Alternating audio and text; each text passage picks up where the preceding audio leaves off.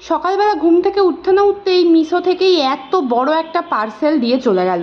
কি বড় দেখো পার্সেলটা। আর এই এত বড় পার্সেল ওপেন করার জন্য চুজ করেছি আমি এই ভদ্রলোককে। তো চলো এবার ও পার্সেলটা ওপেন করবে। এটার মধ্যে আছে কিচেনের কিছু জিনিস, তো চলো দেখি এক্স্যাক্টলি কি আছে এটার মধ্যে। টানা, এটার মধ্যে আছে হচ্ছে এই স্টোরেজ কন্টেনারগুলো। তো চলো এবার এগুলোকে আগে বক্সের বাইরে বের করা যাক। তো দেখি কোয়ালিটিটা কীরকম এসেছে সবার আগে। আর এখানে লেখা ছিল যে এয়ার টাইট, যে আদেও কি এটা এয়ার টাইট সেটাও দেখতে হবে।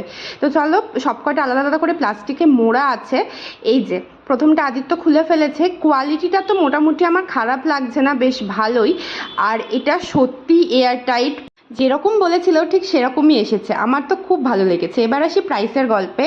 প্রাইস নিয়েছে হচ্ছে 496, 496 টাকা। আর এখানে ছিল হচ্ছে মোট 12টা কন্টেনার। তোমাদের যদি কারোর ভালো লাগে আমাকে জানিও, আমি কমেন্টে লিঙ্ক দিয়ে দেবো। Thank you.